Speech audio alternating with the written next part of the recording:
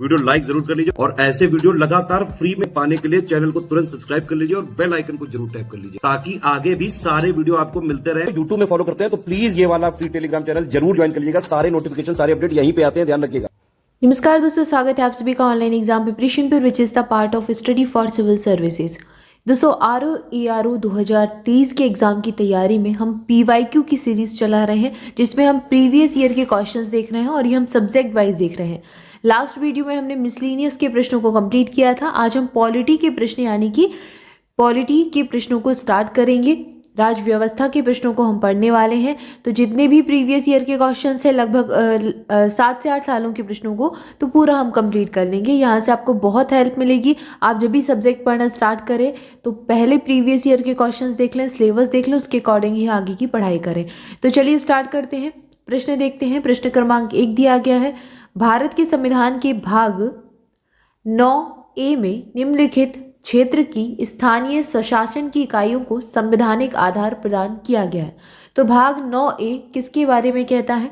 भाग 9 और भाग 9A, ठीक है। तो भाग 9 और भाग 9A किसके बारे में है? आपको दोनों ही पता होना चाहिए। यहाँ पर भाग 9A के बारे में पूछा गया है तो ये है शहरी क्षेत्र के निकाय के बारे में बताता है और भाग 9 ग्रामीण क्षेत्र, पंचायती राज वगैरह आपने पढ़ा होगा तो ये इसी में है, ठीक है। तो ऑप्शन बी आपका सही उत्तर हो जाएगा। अगला दिया गया है, 2 सूचियाँ दी गई हैं, इनका मिलान करना है। जैसे कि न्यूनतम आयु अर्हता, मतलब कि जो भी पदाधिकारी होते हैं, राष्ट्रपति हुआ, प्रधानमंत्री हुआ, इनका न्यूनतम आयु इनकी क्या होती है, एलिजिबिलिटी क्या होती है, ये पूछी गई है। जैसे कि भारत का जो राष्ट्रपति है, भारत के राष्ट्रपति की न्यूनतम आयु कितनी हो जाएगी? 30 वर्ष होती है। 21 वर्ष किसके लिए है? तो पंचायत सदस्य के लिए होती है। अगर आप पंचायत का सदस्य बनना चाहते हैं तो 21 वर्ष आयु आप कंप्लीट करने के बाद पंचायत का सदस्य बन सकते हैं। इसके बाद 25 वर्ष आयु है राज्य विधानसभा का सदस्य बनने के लिए। तो स्टेट की जो विधानसभा होती है उसका सदस्य आप 25 वर्ष की आयु के बाद बन सकते हैं। और राज्य विधान परिषद का सदस्य बनना है या फिर राष्ट्रपति के पद के लिए नियुक्त होना है तो 30 वर्ष आयु चाहिए। दोनों की 30 वर्ष है, ठीक है। तो ये मिलान हम इस प्रकार से कर लेंगे। ऑप्शन ए सही उत्तर हो जाएगा। अगला प्रश्न है, एक किताब के संदर्भ में निम्नलिखित सूचनाएं दी गई हैं। प्रस्तावना, विषय सूची, अध्याय, अनुक्रमणिका और शीर्षक। अब इनको तार्किक क्रम में लगाना है कि सबसे पहले क्या आएगा। तो सबसे पहले जैसे कि कोई किताब है उसका शीर्षक आता है, शीर्षक के बाद उसकी विषय सूची आएगी, विषय सूची के बाद उसकी प्रस्तावना आती है, प्रस्तावना के बाद उसका अध्याय आएगा और अध्याय के बाद अनुक्रमणिका आएगी। तो ये ऑप्शन सी सही उत्तर चुन लेंगे। इस प्रकार से क्रम में लगाने को प्रश्न भी पूछा गया था। अगला प्रश्न है, भारत के संविधान के अनुसार केंद्र की कार्यपालिका शक्ति निम्नलिखित में से निहित है।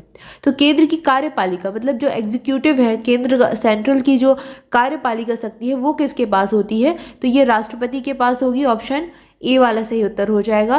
केंद्र की कार्यपालिका शक्ति राष्ट्रपति के हाथ में निहित होती है। ऑप्शन ए सही उत्तर है, केवल एक, ठीक है। तो ऐसे प्रश्न को थोड़ा ध्यान देना है। 2-2 कथन वाले प्रश्न आएंगे, 2-2 ऑप्शन वाले प्रश्न आएंगे, केवल एक है, केवल 2 है, दोनों है या फिर एक या 2। तो इस प्रकार के प्रश्न को थोड़ा ध्यान से पढ़े, सावधानी से पढ़े और फिर उत्तर करें। अगला प्रश्न है, संविधान के निम्नलिखित अनुच्छेद के अंतर्गत संसद के दोनों सदनों की संयुक्त अधिवेशन का प्रावधान है। तो कौन सा अनुच्छेद है जिसमें संसद की दोनों सदनों का एक संयुक्त अधिवेशन का प्रावधान रखा गया है? ये आर्टिकल है 108। 108 आर्टिकल बिल्कुल अच्छे से याद कर ले। 108 आर्टिकल है संसद के दोनों सदनों का संयुक्त अधिवेशन से संबंधित, ठीक है। ऑप्शन बी सही उत्तर है। अगला प्रश्न है, भारत के संविधान के अनुच्छेद 300 के अनुसार भारत की सरकार का कानूनी नाम है, क्या नाम है? द यूनियन ऑफ इंडिया नाम है। ऑप्शन बी सही उत्तर हो जाएगा। अगला प्रश्न है, निम्नलिखित में से कौन सा अनुच्छेद भारत के राष्ट्रपति द्वारा वित्त आयोग की नियुक्ति से संबंधित है? तो वित्त आयोग यानी कि जो हमारा फाइनेंस कमीशन है ये आर्टिकल 280 में है। ऑप्शन सी सही उत्तर हो जाएगा। वेरी वेरी इंपॉर्टेंट है, कई बार अलग अलग एग्जाम में पूछा गया है। ये वाला आर्टिकल भी बहुत बार पूछ चुके हैं। अगला प्रश्न है, भारत के संविधान की निम्नलिखित अनुसूची में 3 विधा सूचियों का प्रावधान है। तो 3 सूचियां भारत की किस अनुसूची में है? भारत में आप सब जानते होंगे भारत के संविधान में 12 अनुसूचियां हैं। 12 अनुसूची में जो 7वीं अनुसूची है उसमें 3 सूचियां हैं। जैसे कि एक राज्य सूची है, संघ सूची और समवर्ती सूची है। राज्य सूची में राज्य के विषय हैं, संघ सूची में केंद्र के विषय बताए गए हैं और समवर्ती सूची में वो विषय डाले गए हैं जिन पर कानून बनाने का अधिकार राज्य का भी है और केंद्र का भी है, ठीक है। तो ये कौन सी सूची में है? 7वीं अनुसूची में है। ऑप्शन बी सही उत्तर हो जाएगा। अगला प्रश्न है, यदि किसी समय राष्ट्रपति एवं उपराष्ट्रपति दोनों का पद रिक्त हो जाए तब राष्ट्रपति का कार्य कौन करेगा? तो राष्ट्रपति का कार्य करेगा भारत का प्रधान न्यायाधीश। ऑप्शन सी सही उत्तर होगा। अगला प्रश्न देखिए, अगला प्रश्न है भारत की संसद को कानून निर्माण की शक्ति निम्नलिखित में से प्राप्त है। किसके लिए प्राप्त है? भारत का संघ, भारत का प्रदेश या फिर उप प्रदेश या डोमिनियन, विश्व में कहीं भी रहने वाले भारतीय नागरिक एवं उनकी संपत्ति। तो ये तीनों ही सही उत्तर हो जाएंगे, ऑप्शन डी सही उत्तर हो जाएगा। अगला प्रश्न है नीचे दिए गए दो कथन हैं, एक अभिकथन है, दूसरा उसका कारण है, बताना है सही है या नहीं है, यानी कि जो कारण है वो कथन से संबंधित है कि नहीं है ये बताना है।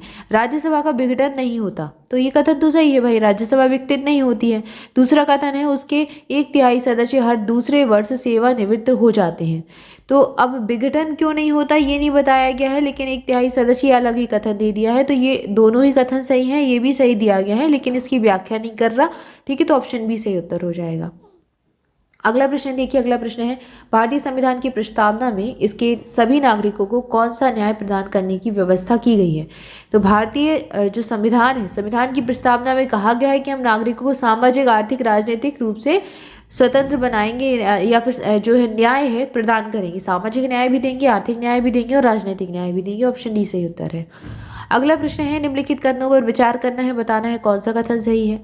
राष्ट्रपति की तरह उपराष्ट्रपति का चुनाव भी अप्रत्यक्ष होता है। दूसरा कथन दिया गया है राज्यों की विधायिकाओं के सदस्य दोनों के चुनाव में महत्वपूर्ण भूमिका निभाते हैं। तो ये वाला कथन दूसरा गलत हो जाएगा। पहला सही है कि अप्रत्यक्ष चुनाव तो होता है, लेकिन राज्यों की विधायिकाओं के जो सदस्य हैं ये राष्ट्रपति उपराष्ट्रपति दोनों के चुनाव में महत्वपूर्ण भूमिका नहीं निभाते हैं। ठीक है, तो ऑप्शन ए सही उत्तर हो जाएगा, केवल एक। अगला प्रश्न है भारतीय संविधान के किस अनुच्छेद के अंतर्गत अंतर्राष्ट्रीय समझौतों को प्रभावी बनाने के लिए संसद राज्य सूची के विषय पर कानून बना सकती है। यह आर्टिकल 253 कहता है। ऑप्शन डी सही उत्तर हो जाएगा। किसी राज्य के राज्यपाल संविधान के निम्नलिखित में से किस अनुच्छेद के अंतर्गत विधानमंडल के अवकाश के दौरान अध्यादेश जारी कर सकते हैं। यह आर्टिकल 213 है, ये आपका केंद्र वाला है, ये राज्यपाल का हो जाएगा आर्टिकल अध्यादेश। और जो केंद्र का है यहाँ पर राज्यपाल के बारे में बताया गया है, और जो राष्ट्रपति का है वो 123 हो जाएगा। ठीक है, इससे बस थोड़ा सा अंक इधर उधर हो जाएंगे। 213 राज्यपाल का है। ठीक है, ऑप्शन बी सही उत्तर है। अगला प्रश्न है निम्नलिखित में से कौन से भारतीय राष्ट्रपति लोकसभा अध्यक्ष भी रहे हैं। कौन सा राष्ट्रपति ऐसा है जो लोकसभा का अध्यक्ष भी रहा है। तो नीलम संजीव रेड्डी थे। ऑप्शन डी से उत्तर हो जाएगा। अगला प्रश्न है भारत में नीति आयोग की स्थापना जनवरी 2015 में की गई थी, और इससे संबंधित बताना है कौन सा सही है। राष्ट्रपति के द्वारा जारी अध्यादेश से, संसद के एक अधिनियम से, संघीय मंत्रिपरिषद द्वारा पारित एक विशिष्ट प्रस्ताव से, या फिर उपयुक्त में से कोई नहीं। तो ऑप्शन सी सही उत्तर हो जाएगा कि जो संघीय मंत्रिपरिषद है उसके द्वारा एक प्रस्ताव पारित किया गया था, विशिष्ट प्रस्ताव, और उसी के माध्यम से नीति आयोग की स्थापना की गई 2015। अगला प्रश्न दिया गया राज्य विधानमंडल की बैठक आयोजित करने के लिए कोरम गढ़ पूर्ति जो होती है वो क्या है। कोरम, ये प्रश्न अलग अलग स्टेट पीसीएस पूछ चुका है, एमपीपीएससी में भी पूछा जा चुका है, यूपीपीएससी ने भी पूछ लिया और यूपीएससी भी पूछ चुका है। तो ये कोरम क्या होता है।